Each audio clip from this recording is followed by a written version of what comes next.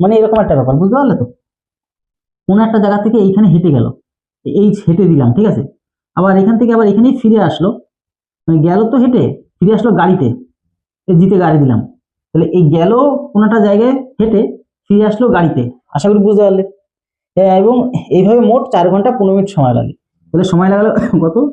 4 ঘন্টা 15 মিনিট সময় লাগালো। ভালো করে বুঝবে, এবারে দেখে দেখে অ্যান্সার হয়ে যাবে, টেনশন নেওয়ার কারণে। দেখি তোমরা কারা পারো, কমেন্ট বক্সে কমেন্ট করবে। উভয় দিকে গাড়ি উভয় দিকে গাড়ি চালিয়ে গেলে তিনি 4 ঘন্টায় সময় সাশ্রয় করে ফেলেন।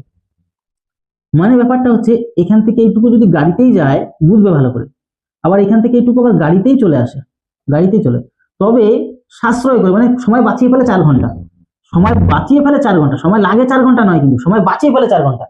তাহলে ভালো করে বোঝো, এই যে এই মানে গেছিল হেঁটে, আসলো গাড়িতে, ভালো করে বোঝো, গেছিল হেঁটে, আসলো গাড়িতে, তাহলে এই টোটালে সময় লাগাচ্ছিল কত?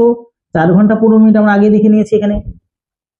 কিন্তু এখানে যা সময় লাগলো, দুই জায়গায় কিন্তু গাড়িতে গেল, আবার গাড়িতে আসলো, ভালো করে বুঝে নাও, গাড়িতে গেল গাড়িতে আসলো, তাতে যা সময় লেগেছে, তাতে গাড়ি ধরি, যাতে যা সময় লেগেছে, যেটুকু, মানে বড় হাতের জি ধরি, ঠিক আছে, এটা বড় হাতের দুটো, মানে 2G ধরা যায়, আচ্ছা 2G ধরি, দুটো জি। তাহলে এই যে যা সময় লেগেছে তার থেকে এই যে কত বেশি সময় লেগেছিল এটা, কারণ গাড়িতে গেলে তো কম সময়ের মধ্যে হয়ে যাচ্ছে, তার থেকে বেশি সময় এখানে লাগবে, কারণ হেঁটে গেছিল না মাঝখান দিয়ে।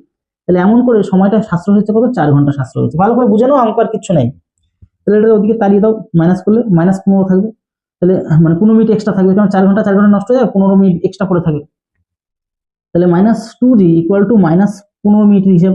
তাহলে যদি কাটাকুটি করো, তাহলে 7.5 মিনিটের মধ্যে গাড়ি কিন্তু এক জায়গা থেকে এক জায়গায় চলে গেছে, মানে এখান থেকে এইটুকু 7.5 মিনিটে চলে গেছে, আবার এখান থেকে এইটুকু 7.5 মিনিটের মধ্যে চলে এসেছে, বুঝতে পারছো তো?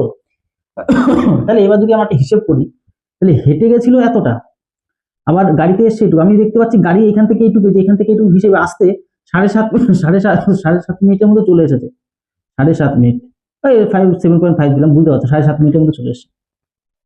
তাহলে 7.5 মিনিটের মধ্যে চলে আসে যদি, তাহলে এখান থেকে এইটুকু হেঁটে যেতে, তাহলে 4 মিনিট, 4 মিনিট 7.5, 4 ঘন্টা 7.5 মিনিট লেগেছে না, বুঝতে পারছো তো? 4 ঘন্টা 7.5 মিনিট এখান থেকে এইটুকু হেঁটে যেতে লেগেছে।